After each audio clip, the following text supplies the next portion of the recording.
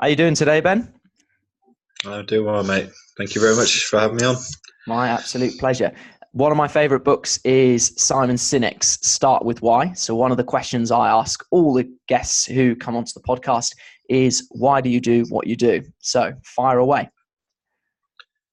Well, which bit of my life do you want me to talk about? I've got a variety of things that I do. I'm a dad, I'm a husband, I'm a teacher, and beginning a hopefully an enjoyable career as a Brazilian jiu-jitsu athlete. So, which one would you like me to talk about first? I would like you to, I'm going to throw a bit of a curveball in here. I would like you to talk about why you teach languages, and then you can go into the sporting side of things. Okay, so why I teach languages? Well, you were at my wedding, and part of my speech involved a bit of I suppose, an homage or an honouring of my granddad, um, who I must say I can't say I knew him spectacularly well, but he was a classics and a languages teacher, um, and that sort of inspiration that he gave was very powerful for me. Um, and what's more, I think he was able to pass on a love for teaching and to help identify in me an ability to explain things and a patience when um, taking a student through maybe something very very basic, but being able to rekindle that love, that joy of learning. Um, and there's actually a quote, a theological quote, that I think it might even Dan might have got it from Dan John, but it went more on the lines of um, human beings. Perhaps it's not that we get young too quick; it's that we get old too quick, and we lose that joy of the simple things, and we lose our sense of wonder. And is it that every single morning God's actually got a very young heart and just wants to see the sunrise again and wants to hear the bird song again because he has a passion and a joy for those things. And I remember prior to starting the PGCE, really examining myself. I mean, we were in Berlin together, doing Victoria Lacrosse, and examining whether I really wanted to spend a lot of my life, going through the alphabet with kids, teaching them numbers in German, and maybe just repeating myself again and again and again. And what I kept coming back to was that I have a joy. I get joy um, from the simplest things, and I enjoy that wonder of teaching something to a student that I've had for years, but I'm able to pass it on, and that is difficult as a teacher in this day and age. Um, Certainly in Britain, I don't think the education system is ideal for kind of inculcating that in students. But if you've got that fire in you, I know you're starting a PGC next year. If you've got that joy for what you're teaching, doesn't matter if the kid throws a chair at you, doesn't matter if they're amazing, doesn't matter that they're not listening. Whatever it is, you have that passion for what you're teaching, and you have a passion for teaching. You have a passion for helping kids, adults, old people improving whatever it is that you're helping them with. Um, and the rest of it really, really did come later. I've read Simon Sinek's book as well, and I think he makes a very, very good point that your why is the driver. It's the driving force, and the how and the what they necessarily come later. If you don't have the why, then um, then really whatever it is that you're going to do has an expiry date on it. I love that. Some of the examples he gives, doesn't he, of competitors maybe to Southwest Airlines or to Apple, or to the Wright brothers. So it's a really really fun book. The way he's written it, some of the competitors had the what. Well, this is what we're going to do, and the others were like, "Wow, we're doing this," and no wonder that they've been able to continue. Yeah. So yeah, I think definitely along those lines. That's a good segue into uh, start with why being a teacher. Yeah, Absolutely. and I love Simon Sinek's comparison of the two men building the cathedral, and as you said, somebody being part of something that is bigger than themselves. So, Yeah. as a strength and conditioning coach, and obviously working in a school for 2 years now, one of the interesting things I've learned is whether there is a difference between coaching and teaching. And I know some people have slightly different views. Perhaps as a language teacher, the difference might be slightly more pronounced for you. But my question is, one, do you think there are any differences between coaching and teaching? And if you do, or even if you don't, what is your opinion on what these are? I think since you first asked me that question, my answer's developed a little bit. Imagine as an S&C coach or a PE teacher, you were only dealing with a class of 20 only, and the goals that you had for that group of people were quite specific from your mind. I'm getting a child from X, from A to C or X to Z. But actually, the goals for the individual are quite general. Whereas compare that to one-to-one S&C training, where you have an individual, your analysis of where they're at is very, very specific, very bespoke, and where you're getting them is very, very bespoke, and the way that you get them there, their journey is just for them. I would say that those aren't my two definitions of teaching and coaching, Okay. but though that is the difference for me at the moment between my language teaching and say my language tutoring. So I'm a tutor to a few students outside of class, but my job at the school is more necessarily is that more general approach. I think the coaching would probably be more in the ballpark of the specific, the one-to-one, one-to-two. You've got your elite group of athletes that you're helping get somewhere very specific. I don't know whether coaching necessarily means that they're elite level. A coach really, I think, is more the attitude of the person who's helping get them somewhere. That they're much more involved in whatever that person is doing. Whereas a teacher is, for want of a better explanation, a teacher is simply passing on some knowledge, and trying to get that student to attain and acquire that knowledge. And it seems that the format for that at the moment is more bigger groups. But because an S&C coach might not have a big group of students as much as, say, as a secondary school teacher, I think the distinction can kind of be lost. Yeah. But if you had a PE teacher and an S&C coach, it would be the same sort of spectrum as a languages teacher and a language tutor.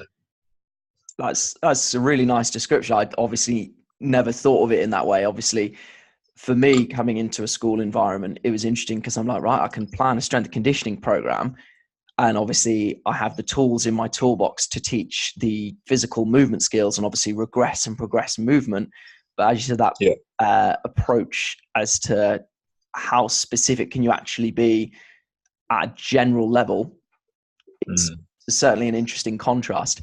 One question that I did want to ask you, especially with the classroom experience, is there any skills that you've learned from your classroom-based teaching that has helped you in your coaching of sport, be it lacrosse, rugby, or something else? Oh, good question. Yes, undoubtedly. I think first and foremost is my awareness of the pupils, where they're coming from, what they're trying to learn.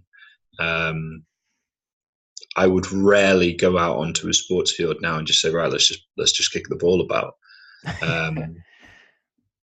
But and actually, sometimes that is really helpful. Sometimes that's a great thing to do. But I would only ever do that if I'd had the forethought prior. Okay, this is where the boys are at. This is where we're trying to get them. Um, and right now, actually, maybe it's to blow off steam. Maybe it's to reduce stress. Maybe actually they need a significant portion of time to practice the skills that we've been teaching. So you see the difference. I'd either come in saying, right, let's just play for 2 hours, or it's like, let's just play for 2 hours, and they're all like, yes. But in my mind, I've got, I'm thinking, and I've got a reason why. Now, my sports coaching actually has developed over this year in a nice way. There's a very good director of football and director of rugby at the school, and they both encourage the questioning of the boys. They're both real advocates of developing a sustainable and robust sports program, and so what that tends to allow is slower but better progress with the boys. I might only cover two things in a sports session, and I might ask loads of questions, and to an outsider, actually the boys don't seem to be getting it as quick as the other group where the coach just tells them what to do, right? But if you came back a year later, my footballers, my rugby players are probably much better independently on the field because they've been able to take on that knowledge, those challenges for themselves. They're allowed to, they're able to think more independently on the field, in the field of battle, when things are going all over the place, when situations are changing. One of the challenges, for instance, I have for myself as a sports coach during games is to basically be quiet. It's to say almost nothing. And the difference there, and I like this analogy between language teaching and sports, the difference is that I don't think boys at my school really get that equivalent of a game. I don't think they get that equivalent of, right, now I'm going to challenge myself in a fun but difficult way. I'm going to challenge myself and my newly learned language ability. When I've been reflecting on that, how my sports and language are influencing each other, my pedagogy on the sports field has been improving because of what I've been learning in the language classroom. In the language classroom, I'm having to introduce new things, new stages to challenge the boys in the same way that you would give them a competitive fixture at the weekend. So it's very much give and take, and it's very enjoyable. Well, at least when you've got the time and you're not stressed, it's very enjoyable to sit down with a cup of coffee or a cup of tea and have a notebook and think, wow, I can really reflect on these things. And hopefully maybe over the next year, 2 years, I'll really be able to perfect that, and what that looks like. What it looked like this past week was giving the boys a set of questions in French and German, which they know the answers to. The simple, what's your name? Well, my name is, where do you live? I live in, and we've covered it. We've done it this year, so it's not new. It's just rusty. And so the challenge at the end of the week was, right, we're going to have one lesson entirely conversation. It's like a coffee shop, coffee bar. Yeah. Just face a partner and talk. And they love it. And a lot of the studies in MFL are showing that to get boys engaged, you need to be active, you need to be talking a lot. You need to be essentially giving them ownership and responsibility and challenging them early on. The irony being that there is almost a crisis in language learning at the moment. Kids don't want to do it, especially boys. Actually, when you do this engaging, communication-heavy approach, young lads just they beat girls on tests. They are more enthusiastic in the classroom, and they're the ones that want to do languages. So that is to say, all sorts of challenges flying around for me as a language teacher at the moment. The journey never stops, but yes, there's definitely that give and take. And I think at the moment, I've been able to make more progress on the sports field with the pedagogy learned in the classroom. The challenge that's going to come is bringing those lessons learned on the sports field back into the classroom, and that's going to be more challenging. I love what you said there, that your biggest challenge is actually to stay quiet. It's definitely something I've faced, especially, for example, you set up a drill, you explain it clearly and what you want out of it. And then for whatever reason, some people get it and they know where people, for example, are meant to be or whatever. And some people don't. And it's tempting to almost get in and be like, you go here, you move here. But actually, I think, as you said, leaving it to the kids to actually organize is absolutely critical. As you said, short term versus long term. Short term, you get in there and put people in the right place, and the drill might seemingly make you look good. But longer term, actually having those leaders who understand the game better and understand that in order for it to transfer, we need people who can think, as you said, in the heat of battle, not just people who know the drill for the drill's sake, and being able to transfer those skills over. In terms of transferring those skills to the field of play, obviously we met at Durham University. I was lucky enough to work under several strength and conditioning coaches there, as were you. And I've been fortunate enough to work alongside you. In your opinion, what qualities differentiate good coaches from great coaches? Oh my.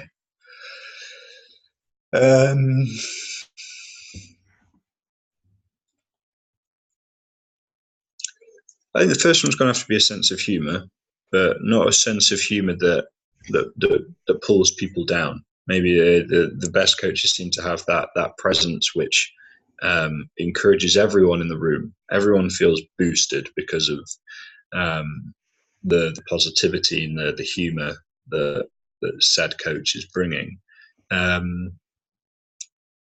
I must say, I don't feel like I've had many great coaches. I've had a lot of coaches, a lot of lacrosse coaches. There was a real absence of coaching at Durham, actually, for lacrosse.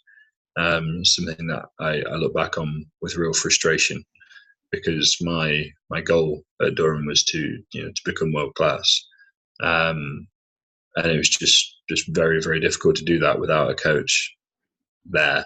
Understandable. You were relying on college age American athletes who knew what they were doing, but going back to the previous question, I did not have a clue. Most of them how to. They literally just came and copied what their college, and some of them had dreadful, guys that you'd probably be thinking that's nearly child abuse what that man did. And so they would like, well, we did that, so we'll do it here. And everyone's like, not going to work. I think the best coaches also have that real awareness. It's people skills, that real awareness of where is Timmy today. We can do a readiness check. We can make sure that Timmy knows what he's going to do. Maybe he's doing a power clean. Maybe he's learning to shoot properly on the lacrosse field. Maybe he's just doing some mobility. I don't know. Really could be anything. But that intuition that a good coach has, just from multiple years of experience dealing with people. Okay, Timmy says he's fine. Okay, is Timmy fine? And how can I build that relationship in the moment, but also mid-long term, so that when I ask Timmy how he's doing, he knows that I really care, and he can feel that he can tell me in a confidential and appropriate way. And how am I gonna, and then comes the expertise. Then comes a guy like Dan John who says, right, well, I've got an enormous bank of technical expertise. The actual real expertise comes from how do I apply that in different situations, and then the real experts can just do it.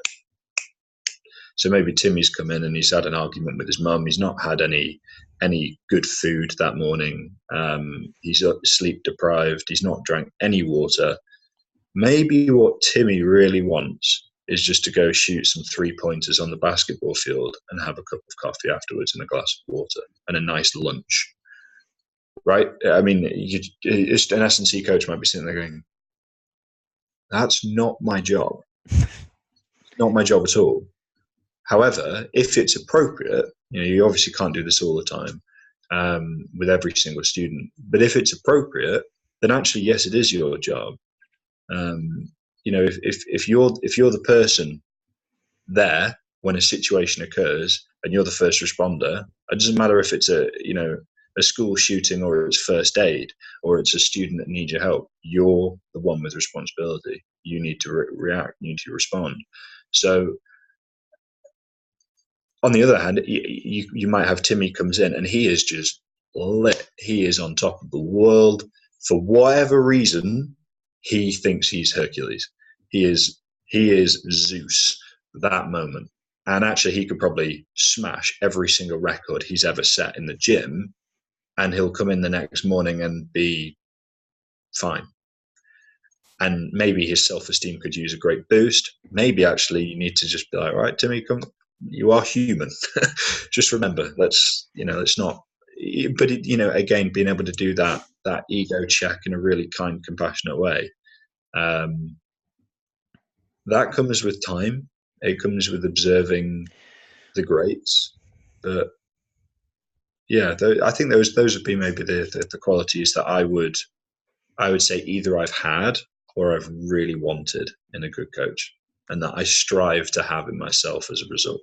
Yeah, I love the idea, and I completely agree with you that whilst technical expertise is undoubtedly important, with unbelievable technical expertise and minimal social or people skills, a coach's ability to influence a group of athletes is going to be very limited.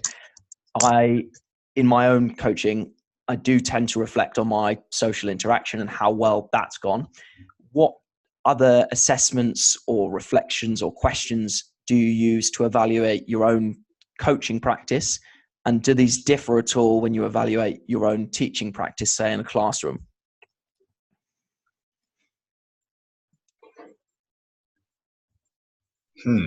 That's a very good question. I think the reality of most teaching and coaching that I get to do is that life gets in the way. Yeah. And reflections and that kind of thing, they really take a back burner, and they shouldn't do. So guilty as charged. In terms of reflecting on my teaching, usually my short term and then my kind of long term reflection would be, well, did we manage what we wanted to do in the lesson? If not, why? And the mid to long term is kind of along the lines of, did they acquire that knowledge sufficiently that they've been able to apply it and master it later on? On the sports field, you get that feedback very quickly because it's physical. It's, can he kick the ball? Can he shoot accurately? Can he pass? Can he communicate better? And so that feedback is actually independent of you on a sports field, because there's so much interaction between others. There's so much need for application, which, going back to your earlier question, I want to have way more application in my languages classroom to get that feedback. I think part of the problem with current teaching is that a lot of teachers feel that they're just in a feedback fight. They are in the trenches having to find out if their students have learned anything. And I know how that feels. It's very difficult. But the reflection is therefore quite difficult, because you might not see something straight away. Student might say, yes, sir. No, sir, 3 bags full. How high, sir? And everything looks great. And then 2 weeks later, and they've spelt it wrong, or they have they've used it incorrectly, or they've just plain forgotten because an ocean of other information is crowding out what you're trying to teach them. So yeah, it's tough. So my next question, you've kind of alluded to it earlier. You've said that we perhaps don't assess education very well in this country. So I'd like you to talk about, one, why you feel that's the case, and potentially $1 million question, eh? $1 million question indeed, and potentially an even trickier one. For the flaws that you see in how we assess education, what recommendations would you make in order to alleviate those flaws? I think with regards to just 1 second, Natalie and Jacob here. Hello. Yes, you can. Oh. Hello. First baby on the podcast. Yeah, we're on a podcast. Todd. This is real world assessment, by the way. This is real world assessment indeed. How well did you do as a dad? It tells you straight away. Remember Todd? There we go, big smile. Hey. Yes. So back to your question about educational assessment. I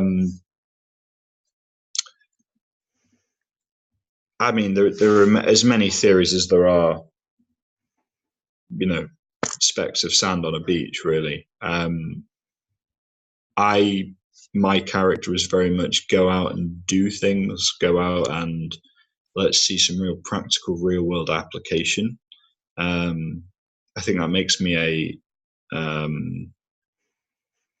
helpful asset to my department, because those bad lads at the back of the class, I can really relate to them, and I really want to relate to them, and I want to make whatever learning I'm giving them enjoyable.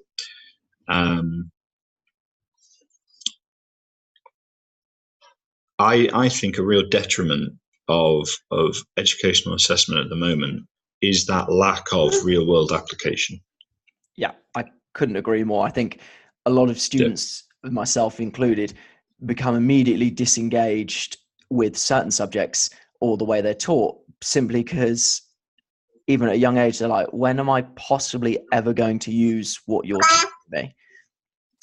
My convenient question, thank you very much, Jacob, is how, if at all, has becoming a father either changed the way you coach or teach, or influenced you as a coach or teacher?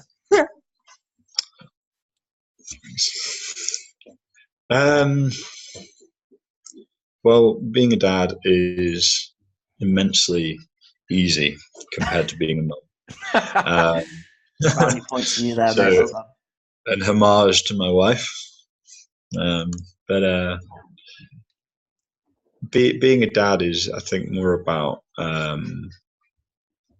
with regards to that teaching, a lot of or at least in our household, where my wife is at home, essentially doing the day-to-day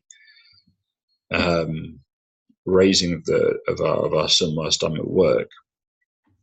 It's almost like the overview that I take, whilst Natalie's in the trenches doing the day-to-day stuff, the minutiae, the monotony, the boring stuff, and I get to come home and have a hug. Hey, how's everyone doing? And then just get almost like a snapshot.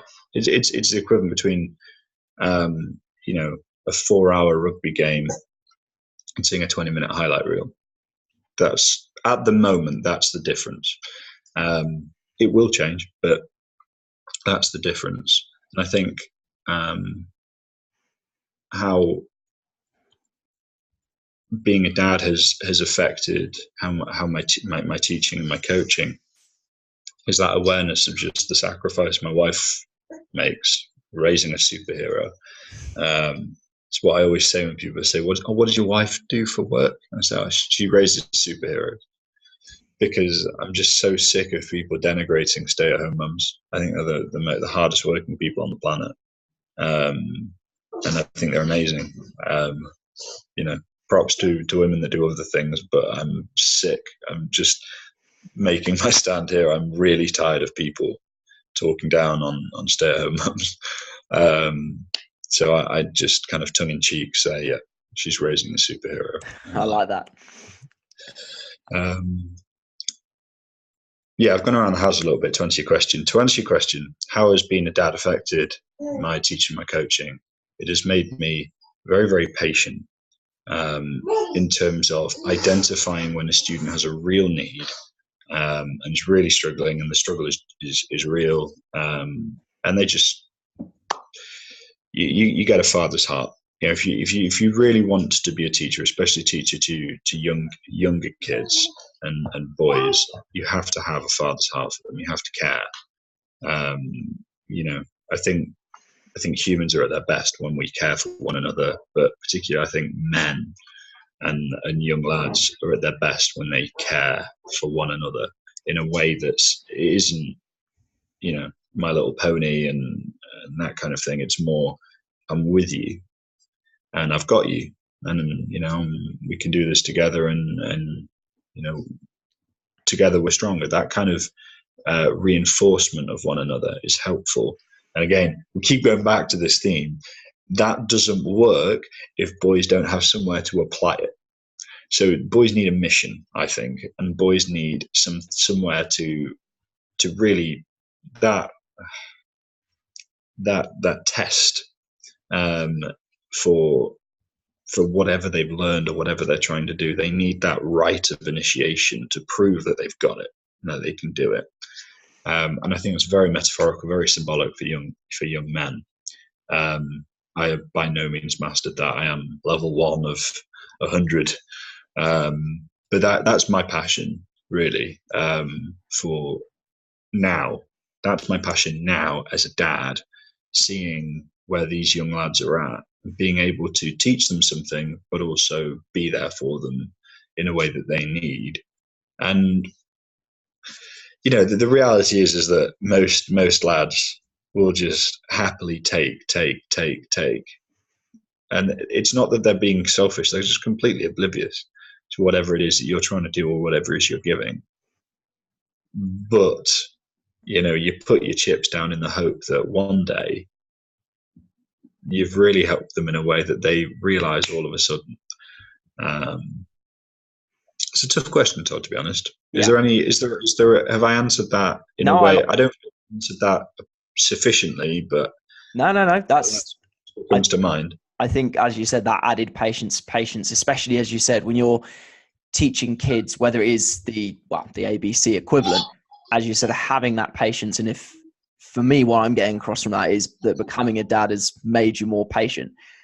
I'm going to play the role of an awkward student now, just because you helped me so much in giving me the opportunity to come to Victoria Lacrosse in Berlin with you. You challenged me to speak German and to coach in German because there wasn't really an alternative. And for me, that improved my coaching because, as you said, I couldn't give verbose explanations. It was 1, maybe 2 words, a sentence if I'm lucky. And that developed me as a coach. But with your life experience in Israel, Russia, Germany, what are the other benefits to learning a language, be it for a coach or a PE teacher, whatever, besides the obvious of being able to work abroad? So you say to me, learn a language.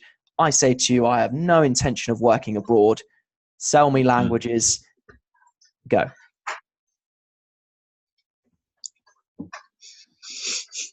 That's a really hard question.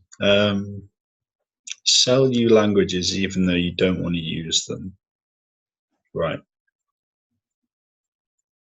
I was going to say, just to give you a little bit of thinking time, it's something that I think about when I try and think about the way I teach versus the way that I coach in the strength and conditioning suite. So, for example, it's easier to do it with an athlete who is, for example, in the gym off their own volition because they want to get better at their sport, versus then how do you deliver physical education to somebody who's like, oh, I'm never going to be sporty, or I just flat out don't like sport. And I think going full circle back to our coaching and teaching question, Okay. that for All me right. is something that I'm trying to be aware of, because my PGC is going to be physical education plus biology, chemistry, and physics to a GCSE level. Now I've got that insight of, for example, even though I've not done chemistry in years, having the sciences leads to sports science, led to my master's in strength and conditioning, allows me to dive deeper into physiology. But without those building blocks, even though I don't, for example, obsess over chemistry or physics, it is relevant, for example, in the sport of powerlifting when you're talking about lactate building up in the system, et cetera, et cetera. So deliberately tricky question, but it's almost me preparing myself for what's to come, and just curious to hear your thoughts on that.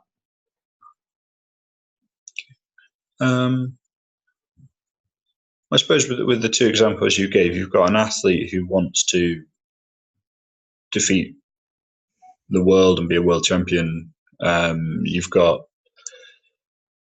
a kid that really has no dramatic aspirations for sport, but is in the gym, and you're trying to motivate them. For the second one, I suppose your options could be showing them new things that subject might help them with, or might open doors to, and that might spark an inspiration. Maybe that's a road you could go down. That tends to be, at a very basic level, what a lot of languages departments try to do with their students. They say, oh, you could work abroad, you could do this. This is the biggest language. This is the second. And a lot of kids, unfortunately, don't even have the creativity to think beyond, the day after tomorrow's breakfast. Yeah. It's just, they don't think like that. And not many of them have that, I can plan my life. Without meaning to interrupt there, that's one of my reflections as well, in terms of, from a PE standpoint, it's very easy on paper to say to a child who is perhaps not really interested in physical education, but what about your health? Think about when you get 70, 80 years down the line or whatever. But I think that's, in my opinion, is almost us trying to impose an adult way of thinking onto a young child, because I'm sure you were the same. I didn't care about what I was going to be doing 80 years from now. I didn't even know what I was doing for lunchtime. But yeah, again, sorry to interrupt, but it's a great point. It's easy as an adult to be like, oh, but you actually don't know what the future holds for you. And it's the same for me dealing with early sports specialization. Yes, you love tennis now, but maybe you want to have the skills to be, I don't know, a swimmer when you're older or whatever. Mm-hmm. So trying to break it down to that kid's level and where they're at right now. The reason why I asked a deliberately tricky question is because that's something that I've reflected on in my own coaching. I don't have the answer to that question, to be honest, Todd, actually. I'm still trying to figure out how to get kids into languages. I don't think the current approach works. Mm-hmm. I don't think kids necessarily care. I'll preface this. The Chinese kids care, because the Chinese kids come over with this huge expectation of my dad, my mum, my family demands that I do X language because this will have a tremendous capacity for improving my life prospects in the future and making me international. I mean, they come over here with the cogs going, but that hasn't been independent, and you end up with some real kind of robotic sort of. I mean, they're good, great kids. Don't get me wrong, but if you asked these kids to write some poetry, or you asked these kids to express themselves in a way where you thought, wow, now I know the heart of that kid, they struggle. It's not that they don't have that capacity, it's that they struggle with it. Yeah. Whereas often you get those rebellious kids, those kids that just want to break stuff, and actually you find out a way to crack that, find a way to harness it, and ask them, express yourself to me, tell me who you are, you get something gold. So I think therefore, perhaps the whole idea of how we motivate kids towards languages is broken, because if we're trying to get kids to think like adults before they're ready, that's always going to be doomed to fail. However, I think what I've noticed works really well with young boys, I can only really speak because I work at a boys' school. One of the most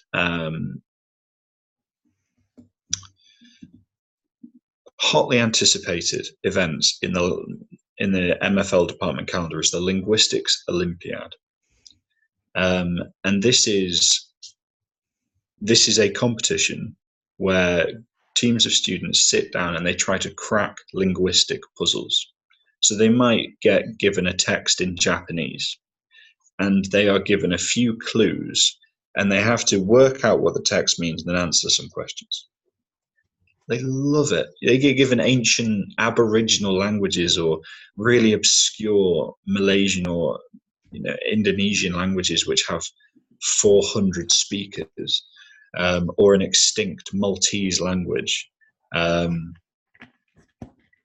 they end up having to work it out. And they love that because they love the challenge. But that challenge is right there, right now, and it helps them in that moment feel, wow, I've solved something.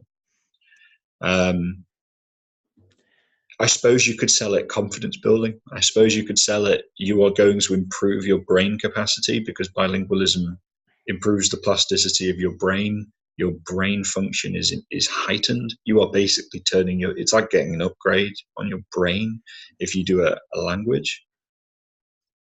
But that intrinsic motivation that you mentioned, you're going to have to give me a few years of reflection and teaching and coaching, because I still don't know the answer. I think, though, you've hit the nail on the head in the sense of, and this is how I try and think in terms of, for example, something that's very close to my heart, and the reason why I'm so passionate about teaching kids, for example, how even to perform a basic squat and why that's important. And yes, my adult brain doesn't match up to their childhood experiences, but my nan, bless her, when she came out of hospital for the last time, I specifically remember my dad saying the carer's trying to lift her up, and my dad saying she's got no strength, she's lost all her leg strength. And ironically, me saying to kids, we'll do some games where we get up and down off the floor, and I said, oh, that's brilliant, you can do that, I'm really, really pleased with the effort you're showing. How many of your grandparents can do that? And then obviously some people who are lucky enough to have grandparents' hands go up, but by and large, most of them stay down. And then we talk about the importance of that as you get older. And ironically, I'd probably say that description is probably more for me and my personal passion and desire to remain as physically strong as I can for as long as possible, and especially to help those I love, is probably not something that their young child brains are ready for, and that's perfectly fine. But I love the idea of you saying, yes, okay, they might not be motivated by physical education. They might not be motivated by language per se. Maybe they're not even mature enough to know what they want to do in the future. But you give them a challenge right now, and you give them the skills or the tools to be able to solve that challenge. I think over time, that's where the magic happens. I asked a deliberately awkward question because I don't actually feel there are necessarily, and I think if you did have the answer for that, then we'd be on mega money somewhere. But giving them a challenge. Well, no, we wouldn't. That's the sad irony, Todd. We wouldn't. People don't care. They don't care. That's a real tragedy of education in this country, is that ultimately, provided you get the GCSE, provided you get the A level, people do not care whether you learn things. They don't care. And this goes back to what we were talking about earlier with the real world application. Real world. I've met tilers and painters and ex-prisoners who are wiser than PhD people that I've met. They know more. And the irony is, it's not necessarily maybe that the quantity of stuff that they know is more, but they have more real world know-how. They know how to do things better. Someone could talk to me about theoretical black holes till the cows come home. I don't care. I really don't care. Someone talks to me about, how to interact with difficult groups of people, or, goodness me, something is really applicable to whatever it is that I'm doing, or something that's just darn interesting that I see exactly what he's talking about. That I think that's gold. That guy's got a PhD in headology and common sense. Wow. Yeah, common sense isn't that common. But going back to that point, one of the so as an example, I've never really been interested in geography. Doesn't really do much for me. Watched a David Attenborough program on climate change, and they started by saying the planet's heating up by 1 degree, and I was like, great. What, like, I don't actually know what the implications of that are. And to me, I'm like, oh, 1 degree, that doesn't sound like that much. But then they showed the impact that it had on, for example, thousands of bats being extinct, the ice caps obviously melting, dumping loads of water into melting into the sea, flooding parts of land where humans have lived for however many years. And now I'm like, now I see the real world application of what you're talking about. And I think it's something that I want to be mindful of in terms of my teaching. And as you said, we shouldn't see ourselves as, like you said, teaching languages to pass a GCSE or an A level, or, for example, getting you physically active for example, your secondary school life. For me, I'm like, can a kid leave school, be able to pursue whatever physical activity they want because they have the movement skills, understand the psychological and social aspects of why it's important to keep yourself healthy, how to even write a training program. I had a chat with a good friend of mine who teaches at a school, and he said he's shocked that kids come through a whole curriculum of physical education and they've no idea about simple concepts like progressive overload, intensity, frequency, and all of these things which should be fundamental, but the way we're assessing their education isn't actually, for example, teaching them skills which they will use in the later outside world.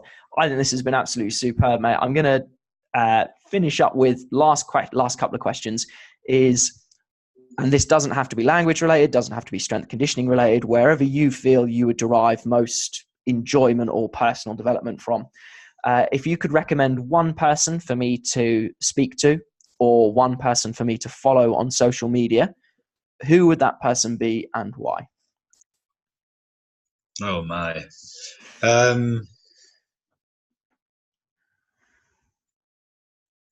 think the social media one's difficult because I'm not really a social media shark. That's a fine. guy that, although a guy that I do find really interesting from a health and fitness perspective is a guy called Dr. McCullough, Mercola. And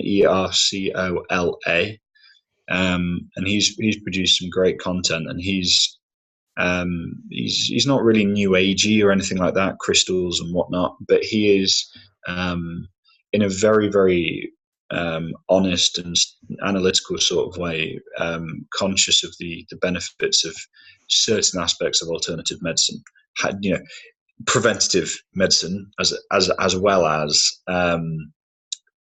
crisis medicine. Doctors are essentially trying to keep people well. He has a great mentality. He is a doctor, and his practice changed from I am basically sick care, and he's trying to be health care. He's trying to help people stay well and get well, and he's very inspirational in that regard. A book, was it a book that you wanted? We can go book. I'd love that. We'll go book. A book and a social media person. The book, just because of the nature of the conversation that we've been having about real world application, that kind of thing, I would recommend anything by a guy called Joel Salatin. So Joel, Joel, and then Salatin, Salatin. And this guy is a farmer, right? He calls himself the lunatic farmer because he basically saw that everything that was being done in American farming was not working. It was wrong. And it was breaking things. So touching on what you said about the climate change and the David Attenborough, this guy has built a farm that is not just self-sustaining and self-sufficient, but it is holistic. It actually heals people and the land. So his soil quality, the wildlife that's on his farm, it is just orders of magnitude better than anything in the local area. And so I would highly recommend you check him out, especially because, a lot of strength coaches now want to incorporate good food and good training. And maybe that's a nice avenue for you. Yeah, brilliant. I mean, I think the whole idea that, and this is something I believe, that everything does link to everything. And obviously the recommendation that you've given, and strength being related to health, you can't have, you can't be optimally fit and have poor health. Well, certainly not in the longer term anyway. That's absolutely brilliant, mate. I've really, really enjoyed this, and it's brilliant to hear another teacher's perspective, as well as somebody who both teaches and coaches, and how those practices influence each other. Thank you very much for your time, mate. It was a real pleasure. Thank you.